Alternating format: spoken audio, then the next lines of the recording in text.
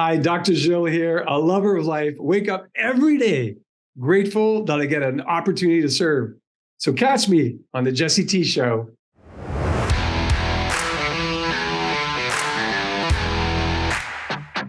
Dr. Gilles, welcome to the Jesse T Show, brother. Thank you so much. I'm honored to have this time with you and to share some great mindset is everything aspects with your audience. Right, nice plug there for those that are watching the podcast and listening to as well. There's the poster behind me says mindset is everything. It's a little goldfish that has a great white shark fin or a shark fin. Just, mentality and belief is everything. So I do appreciate that. Thank you. So Dr. Gilles, this conversation I'm looking forward to in a lot of ways. You and I have connected through a mutual friend and someone who's actually, graduated and become a chiropractor from Life University, like, many of the people that you've come in contact with. And I want to hear about your story and your journey. And you've had some incredible odds. And I want you to speak to those as we go through the conversation, because I know a lot of people, we all have our own problems. We all have our own issues, but we're all struggling in some way, suffering in some way together. So we could talk about the highs. We want to talk about the lows, but the floor is yours, man. Give us a little context as to who you are and what you do. Yeah, actually happy to do that. And, interestingly enough, I never looked at my lows as being lows. I was trained very, very early on to have the mindset of I want to, I get to, I choose to. And so no matter what I do in my life, even pay taxes, I look at from the concept, I want to, I get to, I choose to. And somebody said, well, taxes, like, why would you be happy to pay taxes? Because I get to live in a great country. And if that's required, then I'm going to pay my taxes. So the mindset that I was raised with through great mentors along the way was really that I want to, I get to, I choose to mindset. And so though I've hit, highs and valleys in my life, like everybody, I always saw a valley as, so what's the opportunity to learn right here, right now? And because you do have that mindset poster behind you, that's how I live my life. Mindset is everything. So I always encourage people, I said, the way you show up matters. The fact that you choose to show up or not matters. When I get to speak to young entrepreneurs, I get to speak to students, said the best thing that you could ever do for yourself is when you're invited somewhere, show up. And when you're not invited and it's an open house, show up anyway, because you don't know who you're going to meet. You don't know the experience that you may have. You don't know the opportunity that may show up like right in front of you. And I've had so many of those show up. So I mean, yes, I am a chiropractor. I practiced for 25 years. I won't give you what brought me to chiropractic, but I was born and raised in Northern Canada, a very cold weather country. I was very fortunate enough to have great parents. We don't come from money, so we had whatever we needed. And I was then fortunate enough to meet a mentor. And I met this mentor. His name was Eddie Vancourt. He was a wealthy, self-made man in this little community of Timmins, Ontario. And initially hired me to be his gardener when I was 12, because a friend of mine who was going off to college referred me to them. So I went to their house, and then he taught me things. And then he gave me all these other little jobs. He owned a motel, a car dealership, an oil company, all sorts of stuff. But what was great about Mr. Vancourt is that he made everything a lesson. So even if I failed at something, he never punished me for failing. He always said, so what is the lesson that you learned? And I remember one day I had decided to go to the motel early in the morning to water all the flowers. There was a flower bed in front of every single room. And I went there early in the morning to water the flowers to make sure that my job was done, because I was going on vacation with my parents for the weekend.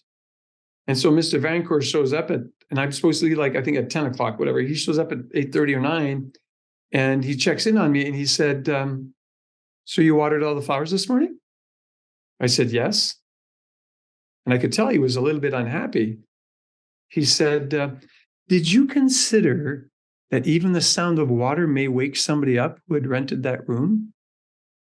And I went, no. He said, but think about it. They paid $29 for that room. If you woke them up, do you think they'd be happy or unhappy? I said, they'd be unhappy. He said, I'm thrilled that you want to do your job, but you always have to pay attention as to how what you do affects people around you. And I was like, oh my gosh. And now I'm sharing this with you literally 56 years later, Jesse. Right? So the impact of mentorship was really powerful for me. I discovered chiropractic also at that same age, ended up finishing school, going to chiropractic college. My chiropractor in my hometown had said to me, if you decide that you're going to follow through with this dream that you have of becoming a chiropractor, he said, you and I over the years, we may lose sight of each other. He said, but if you go to chiropractic college, make sure that before you graduate, you go to this particular seminar that he was suggesting. And I said, oh yeah, okay. And why would I go there? He said, well, that's where they're going to teach you to be successful. And I said to him, well, aren't they going to teach me that in school? He said, no. He said, the school's job is to teach you everything you need to learn academically so you can pass your boarding exams and get a license. Your job is to learn to become successful and to find these opportunities that exist everywhere. And here is one of those opportunities. So I thought, okay, great. I've obviously forgot about that. I was 12 at the time. He ended up moving away from my town. I went on and finished my undergrad school at the University of Toronto, went on to chiropractic college. When I was in my third year of chiropractic college, don't I see in our school newspaper an ad for that seminar happening in New York City a couple months later? I didn't have money to go there. So I talked to a few buddies. I said, look, my chiropractor said we should go to this thing. Do you guys want to come with me? And we scraped up literally quarters and dollar bills and got into one guy's car. We drove from Toronto to New York City. There were 6 or 7 of us in the car before the days of seatbelts. All 6 or 7 of us stayed in the same hotel room. And that day of the opening of the seminar, during his 3-hour talk, the presenter said, and by the way, you're all invited to come and visit me in my suite tonight. And we looked at each other, it was like, there's like 3,000 people in this ballroom. I wonder how big this suite is. And of course, and then I heard that President Reagan had stayed there the weekend before, was at the New York City Hilton. I thought, wouldn't it be cool to go just to see that suite? And my buddies, we were in a city and they wanted to go party. And I was like, I don't think I'm going to go with you guys. I'm going to go to the suite. And they said, well, you'll never get in. There's going to be too many people. You're wasting your time. I was like, well, you guys do what you want. I'll see you guys later. Before cell phones. So there's no way even communicating. They were leaving. I decided to go up to the suite. And lo and behold, it was like a 5,000 square foot, 2-story room, you name it. It was gorgeous. I'd never seen a hotel room like that in my life, of course. I was more used to Motel 6 than New York City Hilton. Yeah. And got to meet some amazing people. And that day, that man became my chiropractic mentor. And I met other people who were my mentors along the years who completely changed my life. And we'll dive into those in the different facets, but the way that you set the approach for this part of the conversation was speaking about showing up, and the way that you just kind of finished that piece was about showing up. And I think that showing up is one of the most powerful things you could do, especially for yourself. And the first thing you have to do to show up is care, right? You have to care about what it is that you're trying to do in the world, whether you're focusing on your health, you're focusing on business, you're focusing on relationships, you're focusing on your spirituality. You can't pour from an empty cup. So you have to show up for yourself first, and then physically showing up, as you mentioned, to these different places. Like for me, I remember, I've been in health and wellness in one way or another my whole life. And there's times where I didn't want to go train. And I knew that if I just showed up based on prior times, if I just muster the little bit of willpower to get in the car, to go to the gym, walk through the door, those always turned out to be my best training sessions. They always, without fail. And even if it was just a matter of feeling better, if it was like, man, that was a really great, training session, because I physically showed up, because I chose to show up for myself by not giving up on myself for that day, it's paid back in innumerable measure. And so I think this idea of showing up is really powerful. And you decided to show up for yourself. You decided to show up to these events that called to you. And then I don't know, fate, God, universe, whatever you want to call it, these things were put in your place because you did show up, because you physically showed up. And so talk to me a little bit about, you were getting into some of these other mentors. This first mentor that you when you were working with the flowers as a kid, taught you about entrepreneurship, taught you how to be a student of everything, learning about everything, taught you work ethic, taught you how to be mindful of other people and their environment. So these are huge core lessons that can be used anywhere. What are some of these other mentors that you were alluding to just a moment ago? Okay, so the first mentor was that gentleman. The second mentor was who became my track and cross country coach in ninth grade. So I had skipped 2 grades in elementary school. I got to ninth grade. I was 12. I was this little tiny kid. And in gym class, he saw my potential in gym class. And he said to me, you should consider joining the cross country team next fall. So I joined the cross country team. So I agreed to train to join the cross country team in the fall of my 10th grade. And I actually joined the track team in 9th grade. And I learned the value of practice, again, showing up to practice, showing up ready to compete. I learned the value of courage and tenacity. I learned the value of teamwork. I learned the value of listening to a coach and not trying to reinvent the wheel. So I got that. I brought all of that to my first chiropractic mentor as well, because I thought, if this guy is so successful, I'm just going to listen to what he tells me. And so I went to 3 of those seminars before I graduated, and I opened up my practice in a little tiny town in northern Canada. And before I knew it, I mean, I was busting the walls down for my practice. So I built this huge practice within a matter of months, and was, not to brag, but, said not to impress you, but to impress upon you that when you do things right, I mean, great things happen. I had the largest practice in the country for years. Wow. Because I listened to mentors who told me exactly what to do, how to do it, when to do it. That was one piece of it. That same night at the New York City Hilton, I met another gentleman who became a mentor, but literally only in a 15-minute conversation. Changed my life when he convinced me to learn to become a public speaker. So I was very, very shy. He asked me, so what brought you to chiropractic school? Why did you want to become a chiropractor? I told him my little chiropractic story at the age of 12, what had brought me there. And he was like, you need to learn to tell that to people. I was like, oh, no, not me. I used to speak English with a really heavy French accent back then too, Nice. Used to talk with like a Frenchman. I mean, French is my first language. So I used to speak with a heavy, and I said, I could never do that. And 10, 15 minutes maybe into a conversation, he looked at me and he was stern. You have to remember that I did not know that man before, like 15 minutes before that. He looked at me extremely stern, and he was a very successful chiropractor in Kansas City, Missouri. And he started poking me in the chest with his index. And he said to me, young man, what gives you the right to know a truth and not share it? What gives you the right to know a truth and not share it? And I was stunned. I was literally in shock that he would be poking me that way. Number one, touching me, poking me, and I was actually hurting. And then I couldn't answer. I was frozen there. So he did it again. And it was on the 3rd or 4th iteration of the question and the poking me in the chest that I said to him, nothing gives me that right. He said, that's right, young man. Nothing gives you the right to know a truth and not share it. So then I sat with him. I said, so tell me, how do I start this? And he gave me guidance. I followed the guidance. I joined a Toastmasters club. I learned to develop my speaking skills. I learned to eliminate my French accent. And in my junior year of chiropractic college, when it was time to build a patient volume in the clinic, we had, I think the benchmark was you had to attract 35 new patients and have to have 350 office visits to graduate. So I set my sight on a number that was easier for me at 100 and 1,000. So 35, 350, 100, 1,000. Yep. And I thought, I am paying for this education. While I am paying for this education, I will muster up every question I could possibly have. I will use the talents of the clinicians that are here to support me and teach me. And I will ask them every question under the sun that even comes to my mind, because I'm going to get full value and I'm going to graduate being a good clinician. And so I graduated with over 120 new patients and over 1,200 office visits. So it set me on this course of, I can do this. And I now know how to do it.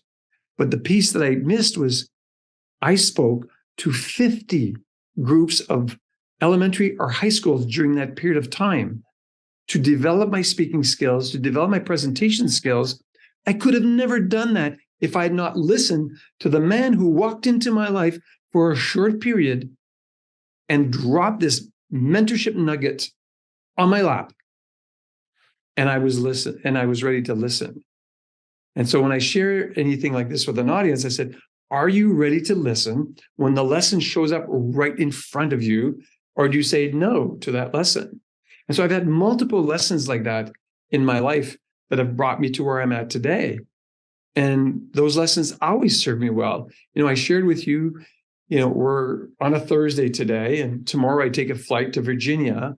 And on Saturday, I compete in my first ever Masters Track and Field event, U.S. Track and Field Association event in the 400 meters. I'm a former 400 meter high school champion. I ran for 1 year in college. I have not run competitively in 50 years. And I've been training with a coach for like 6 months. So I hired a coach, and I've been training and doing exactly what he tells me to do. And last week, I strained my hamstring, which made it very difficult to sit and difficult to walk. And my brain went for a day or two, well, I guess I'm probably not supposed to compete. Like maybe I'm too old to be doing this at 68 years old, And of course, my brain that is, I choose to mindset said, okay, shut up. You're getting that advice from a really bad advisor that's somewhere living in your brain. Let that go. And so I reset my mind. I recreated the mindset that I wanted to be able to compete. And today, 9 days later, I sit before you and tell you my hamstring is fully healed. Like I am ready to get on the track. But last Tuesday, I could have easily given up.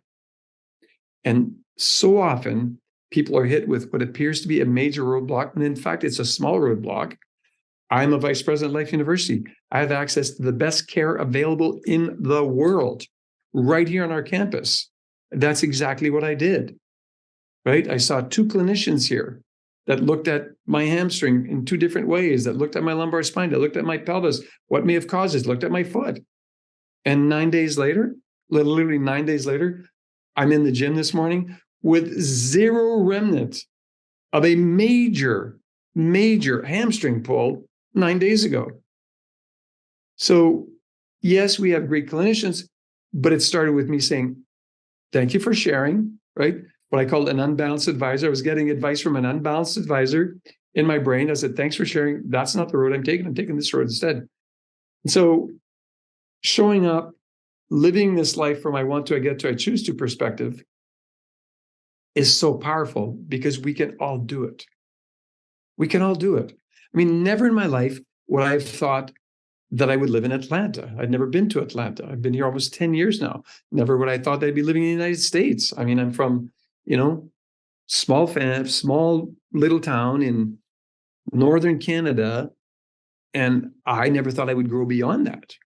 Not that there's anything wrong with living there, because my youngest son still chooses to live there by choice because he loves living there. Loves to hunt, he loves to fish, his wife loves horses. They're perfect. They live exactly where they want. It wasn't my gig. I was happy to move out. So really waking up in the morning and making the decision of how you want to live your life is powerful. And I would say that one of the techniques that I learned that has served me extremely well is to choose to be grateful. I wake up every morning and, the last words that I consciously input into my brain before I fall asleep at night is when I awaken tomorrow, I will greet the day with love in my heart, every person, every situation, every circumstance, because I choose to make my life sacred. So when I wake up in the morning, always without a clock, by the way, I just wake up when my body is ready to wake up, and it's usually pretty early.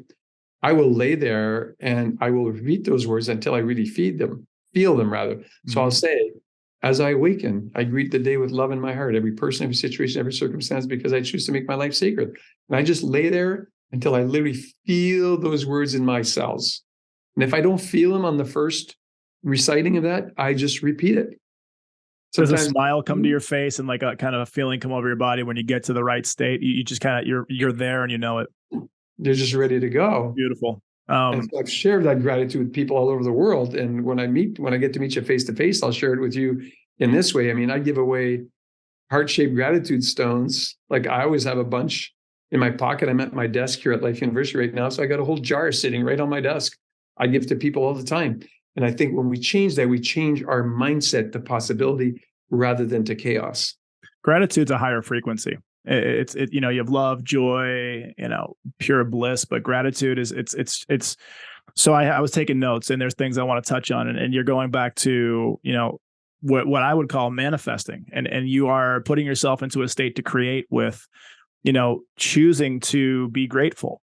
If you go into a situation and go into anything in life and you get fear, worry. I mean, these things happen. We're full spectrum beings. We feel all the feels and all the energies. But if you can put it into your mind that you're grateful for whatever it is that you're grateful for. I've pulled myself out of, funks and energetic lows before just by saying, I'm grateful I woke up today. I'm grateful that I have XYZ. I'm grateful that I have an opportunity. I'm grateful that I have breath in my lungs. And if you can operate, it's called stacking gratitude. If you can do that, you get into a better state. And then now you can really tap into the almost like the eternal creator that we all have within of what it is that you want to bring into this world. Right. And so when you started talking about this earlier, manifesting, I want to go back a little bit because it's touching specifically on what we're talking now. So they give you a guideline, a standard at your college for chiropractic to advance and to have real world application. And they said 350 hours, 35 people. In your mind, you 3x that, and you said, no, I want 1,000 hours, I want 100 people, and you end up with 120 people. So even just from that seed, you're starting to set the intention. My next question is from a practical standpoint, from maybe tips, tricks, or tools for those who are listening. When you chose and you decided on 1,100, did you write down your goals? Did you physically write them down? And then what was heck yeah. Okay. Talk to us about that. The actual practical tools that you're using so that you can create and manifest things and bring them into the reality that you want. So I didn't fully understand this art of manifesting back then, right? I was young. I was 22 years old. But what I did know is that I had to create a plan on how that was going to happen. Yeah. Because I'd asked Mr. Vancouver before, how did you build this business? And he talked about, well, when I built this motel, we got a blueprint. It was a plan, but we also had a plan to communicate. We had a plan for this. So I knew I had to build a plan because everybody was saying, oh, it's almost impossible. It's so hard to attract 35 new patients and to have 350 office visits during our time in school. It's almost impossible. A lot of people don't make it. They have got to go extra time at school to do it. And I was like, come on, we've got a full, I think we had 14 months to do that. Right. And I attracted 35 new patients and was over 350 visits in my first 8 weeks. Talk to us about it. Well, what I did is I created the plan. And part of my plan was to go to these schools to meet the phys ed teachers and ask them if I could go speak in their class and talk about good spinal health and talk about how to prevent sports injuries. And that's what I initially did. So I started that before I could even take on new patients. Yep. I started at the end of in my junior year, and we only took on patients in our senior year. But I started to build that network of people that knew me. And I said, well, in whatever month, I think in April, I'll be able to invite you to come in as a new patient at the clinic if you want. And back in those days, it was so inexpensive. I think it might have even been free in Toronto. I can't remember. It wasn't expensive. It wasn't expensive to come because we're being taken care of by an intern who obviously was oversight from the clinician. But that's what I did. So I just laid it all out. I thought, okay, so we got 14 months.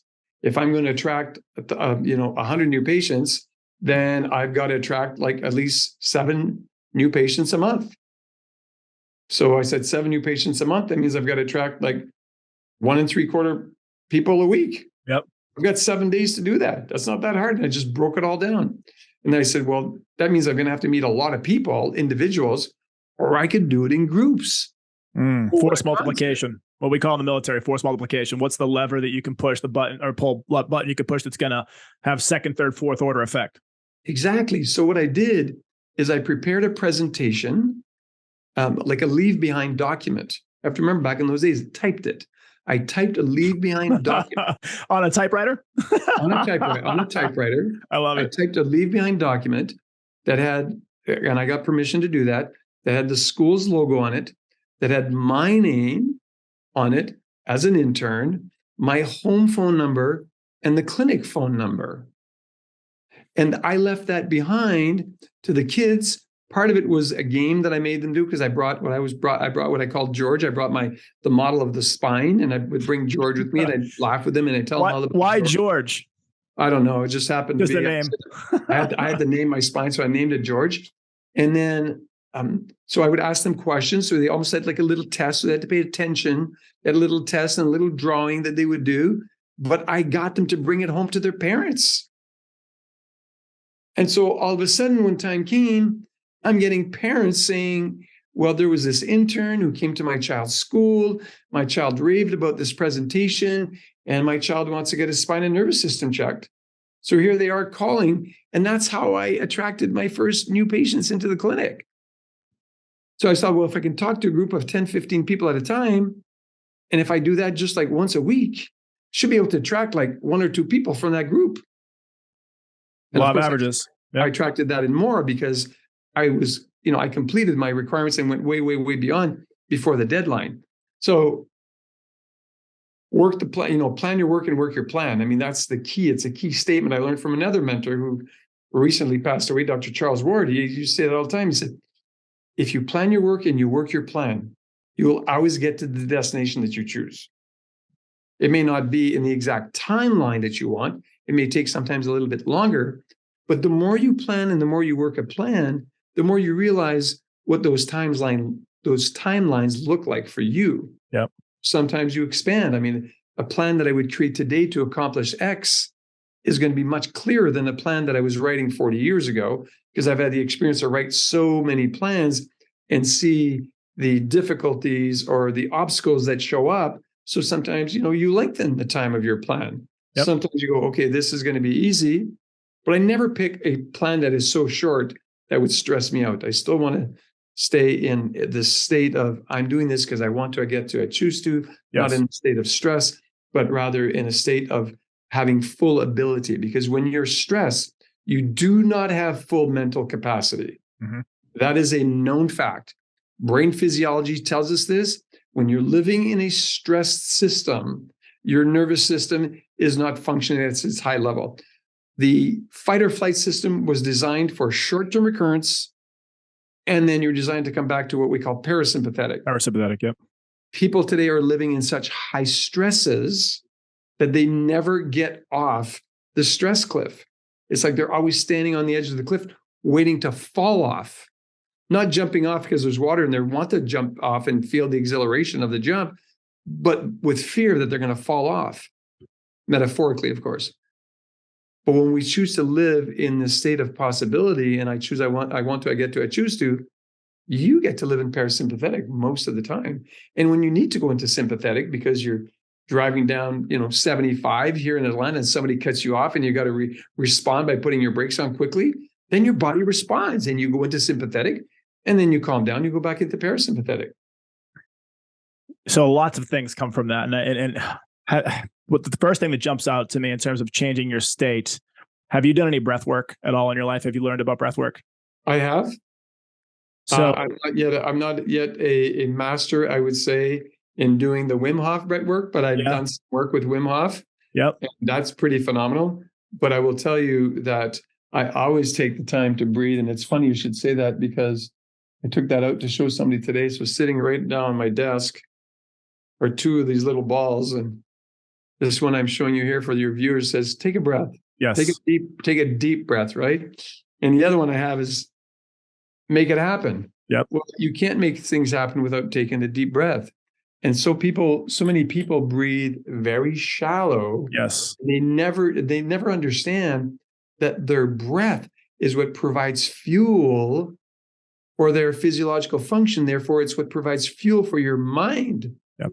And your brain and your sight and your hearing. I mean, the fuel comes from breathing. So if they chest breathe and they're always closed in again, this sympathetic forward crunch with forward head posture, you see kids on phones and iPads say their heads are way like this, like 6 inches ahead of their shoulders. Yep. Your ear should be like right over your shoulder. All that physiology is affected by how you choose to breathe, how you choose to stand, how you choose to walk. I mean, there are some easy ways to solve the major disease crisis we have in America today. And I could teach that to everybody if they would just want to listen. Yep. Because when I get told, oh, you look really good for 68, I say, well, thanks for the comment. But in reality, this is what 68 is supposed to look like. Yes, 100%. And our body, and I want to touch on this in a little bit in terms of our self-healing ability and what you do in the chiropractic world, because it touches into this nicely. But, with the breathwork question, my breathwork journey started a few years ago, and I started off, oddly enough, with Wim Hof. And it was before an ice plunge, jumping into some ice, which I still do to this day, actually every Saturday for anyone who wants to come meet us. And what that does for the body and the mind. And with breath, I taught something. So there's a few things. So Wim Hof focuses on more what's called holotropic breathing, where you can get to a state where you can completely change your physiology and even get into a spiritual state. And there's a lot of reasons to do that. And then the other side of it is more the just reducing anxiety, reducing stress. And there's two ways that I've found, and one's called box breathing. Are you familiar with this? Yes, sir. Yep. So for those that are listening, box breathing is 4 seconds in through the nose, hold at the top, 4 seconds out through the mouth, hold at the bottom, rotate that a few times, and being able to change that parasympathetic state with just your breathing. So think about how the practical real world application of you're in road rage, your boss is up, you're back trying to get something done. Maybe you're in a fight with a significant other. You can go from an 8, 9, 10 elevated state where you're probably going to say or do something you regret to dropping down maybe a 5 or 6 or 7 and making a better decision. And if you can repeat that pattern, the body's a miracle. I love this conversation. There's one more thing that I learned. I don't know if you know Andrew Huberman. He's a Stanford instructor. He's a neuroscientist, and he's all about. I don't know Andrew. I'll send you a link if you listen to podcast, or I'll send you a link to his podcast. And he was talking about the other day, and I forget the biology or the the physiology behind it, but basically he was saying if you breathe through the nose as deep as you can one time, so go, and then you do one more time, or even with your mouth, and you go. There's something that does to the effect even more powerful than box breathing, just doing that one time. I'll send you the clip on that, but our bodies are marvelous. And this is what I'm segueing into now with what your expertise is. The body, if given the right conditions, can heal anything. I'm a big believer in this. It can heal injury. It can heal disease. Obviously, there's things you want to, go see medical professionals for. But if you prime yourself and put yourself in a position of health, our bodies are capable of anything. And so I want to kind of dive into the healing aspect of our bodies and what you've seen personally from chiropractic. I mean, you have a wild story, and I think it's a beautiful story. If you could just touch on what you were faced with, how you healed yourself out of it, because a lot of it has to do with everything we just talked about. Absolutely. And I think this is a perfect segue into this conversation, because in the spring of 2003, I was diagnosed with a terminal condition. And when you hear that, it means you're going to die. And they gave me 2 years to live. For those listening in who are physiology majors or want to understand better, I was diagnosed with primary pulmonary hypertension. My pulmonary pressure was measured at 57 millimeters mercury of pressure. The normal is 15, which means that the back pressure from my lungs into my heart was 4 times greater than normal, right? 4 times 15 is 60. So, but I was at 57 point something at the time. And my body, like your body, has this amazing ability to adapt. So my body adapted when this back pressure started. We don't know when it started, probably years and years before that. And the adaptation for me is that my heart started to grow. And my heart grew to 2.5 times its normal size. So if you put your fist out in front of yourself and you look at the size of your fist, closed fist, that's roughly the size of your heart. Well, now if you put your other hand together, and you put them together, now that's like twice the size of your heart. And now spread that by about half. So my heart, if anybody's watching this on the video, but your heart goes from this to this, and my body stopped adapting when there was no more room in my chest for my heart to grow. It was completely full. And that's when I started having symptoms. And the symptoms were major shortness of breath. So 48 years old, major shortness of breath, to the point where I didn't even have to be exerting myself. I was having trouble breathing while I was in my office taking care of patients. And so one of my team members ended up convincing me, sort of forced me, because she called a buddy of mine who's still, one of my best friends, who's a medical doctor. And she made him promise that he would get me to his office. So he called me that night and he said, hey, if I'd made a promise to someone, you were the only person who could make my promise come true. Would you do whatever it takes to help me? Well, I said, of course I would. That's what friends do. I said, great, I'll see you tomorrow in my office at 4:00. And he literally hung up the phone. So he knew I didn't see patients on Tuesday afternoons. So that was a perfect segue. I ended up in his office. And after consult, exam, multiple tests through him and multiple doctors, cardiologists, respirologists, et cetera, they told me that I'd be dead in less than 2 years unless I agreed to a double lung and heart transplant. What was your age at this point? 48. Oh, my goodness. Okay. So they told me I needed a double lung and heart transplant, that basically my lungs were shot and so was my heart. Well, you're talking to somebody who's always exercised. I never smoked. I don't drink. I've never done drugs, legal or illegal. I have a super clean life and a very clean diet and everything else. I don't even drink soft drink. I mean, I'm a water drinker. And if you see me pick up my cup here, I'm drinking water. That's what I drink all day long. So anyway, all that happened. I started researching. Obviously, I researched the condition to know more about it. Then I researched double lung and heart transplant recipients and realized the quality of life is pretty mediocre. And what they were sort of guaranteeing me is that you'll be dead in 2 years or less if you do nothing. You probably have 5 good years if you agree to the transplant. Wow. I was like, 5 good years? What's good like? Well, you're going to be alive. And that's best case. Yeah, best case is you're going to be alive. I said, but will I be able to work? Will I be able to do things? Well, no. You're just going to be alive. I was like, I don't want to do that. And I chose to find somebody to pursue my practice. And I retired on the 14th of April in 2004. And I went home for my final preparations. Right? By then, I was 49 years old. And I did the final preparations on how my life would end. And I was ready for it. I was not angry. I still was living from I want to, I get to, I choose to. I'm going to do the best that I can until the day that I go, but I couldn't do anything. I mean, I was short of breath. I couldn't get up a flight of stairs by myself. I mean, I couldn't get from my car into my house without being short of breath and stopping 2-3 times. And I was like, I don't want to live my life this way.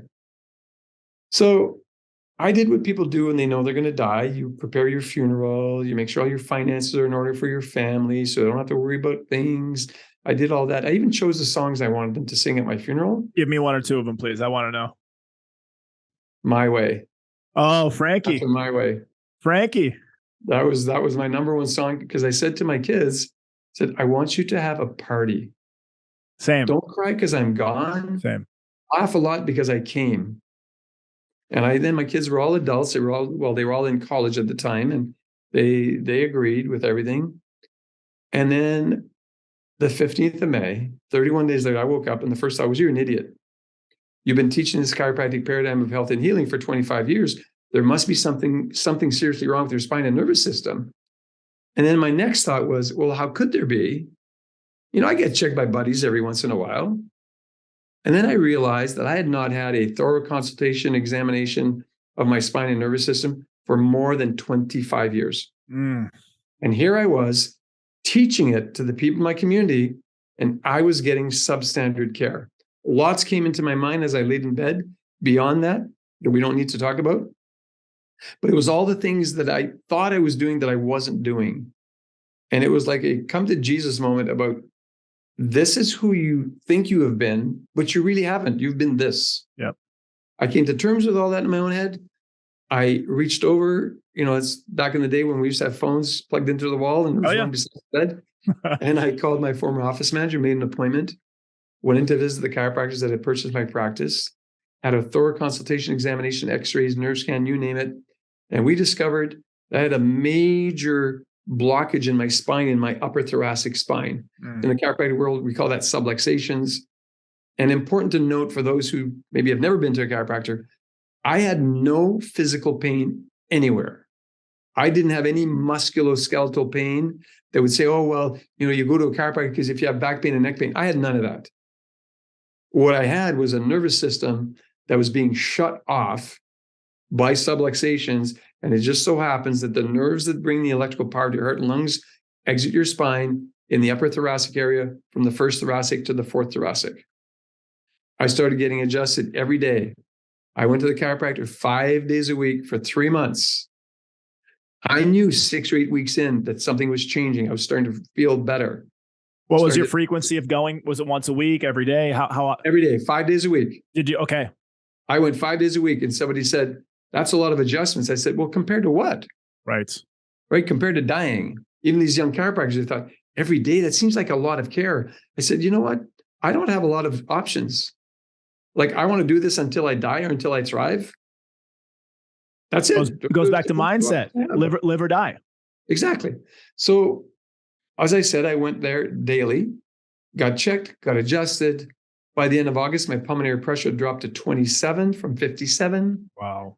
Cardiologist thought that was impossible. Within 1 year, my pulmonary pressure was normal. Within 2 years, my body kept adapting. I no longer had cardiomegaly. So my heart went back down to its normal size. All of that to say that we are now in 2023. This is being recorded in February 2023. I'm not sure when you're releasing this. 2 weeks. In 2 weeks, okay, perfect. So I'll be able to tell you how well I did at my first meet. But on Saturday, this week, 2 days from today, I will be on a track in just outside of Norfolk, Virginia, Newport News, Virginia. I know where it is. I was in the Navy.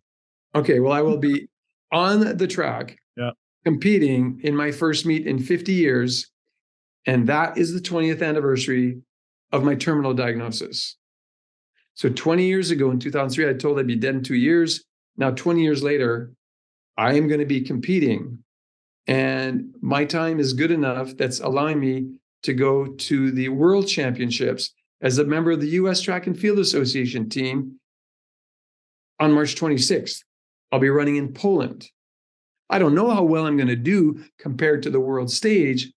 All I know is that I started training and thought, oh my gosh, this is dismal compared to what I used to be able to do when I was running competitively in high school. I was like, this really sucks. But followed rigorous training that I found a way to fit into my busy schedule. There are some days I'm on the track at 4:30 in the morning. Turn the lights on and do my thing because that's the only time I'll have that day. But I've been consistent with my training, following the recommendations of a professional Olympic coach. And here I am 20 years later, getting ready to compete on the world stage. Is it possible that that could happen to anybody? Yes.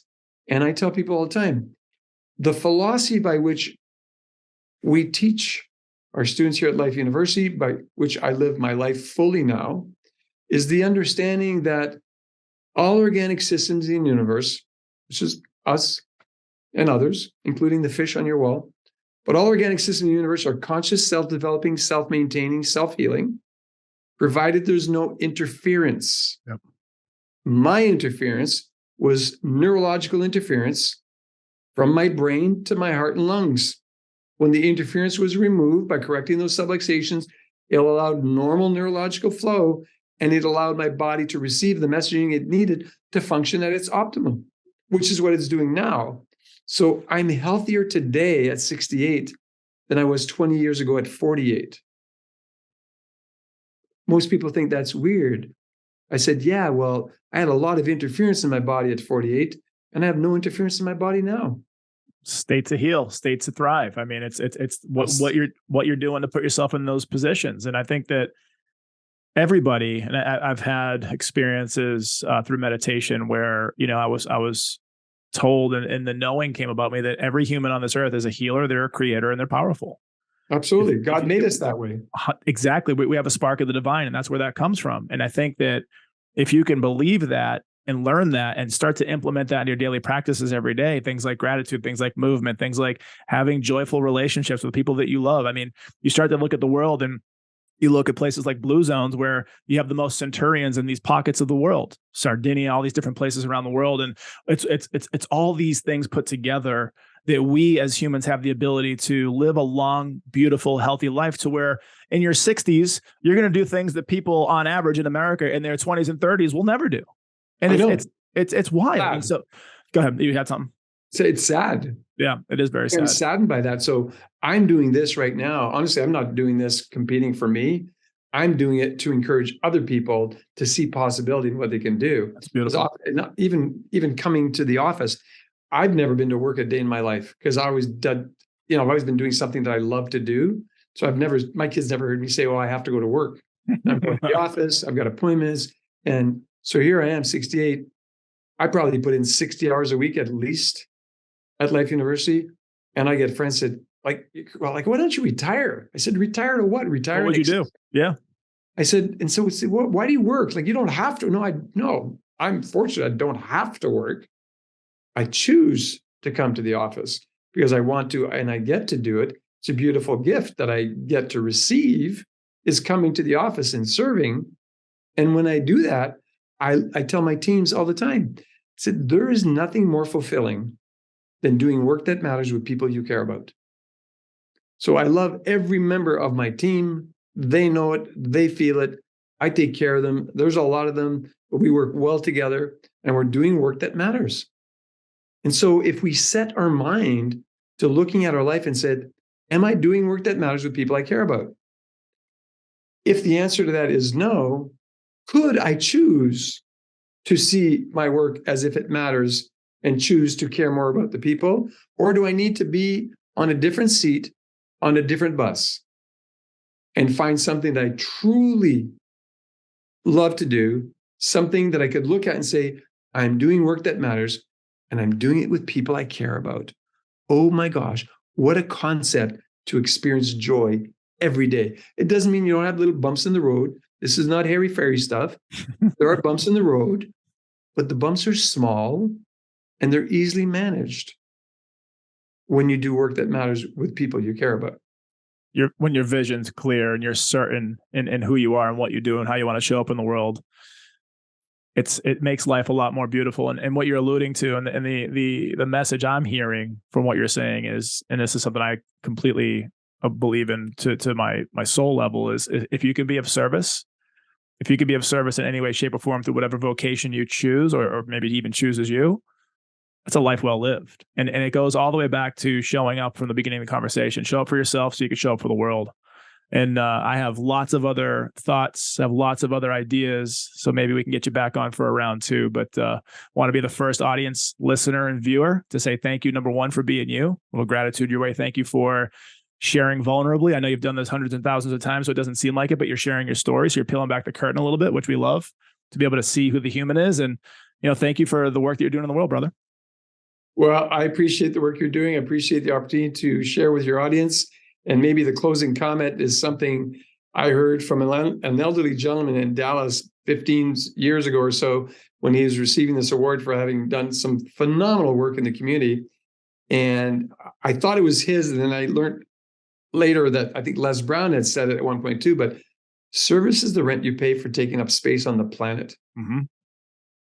When I heard that, I was like, oh my gosh, that's how I've been living my life. But I never put those words together in a sentence. Service is the rent you pay for taking up space on the planet. I was like, I love to serve. I taught my children to serve.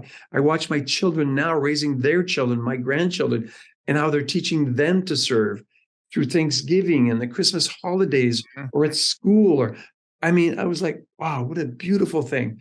So my greatest legacy is my children, and now seeing how they, with their spouses, are raising my grandchildren.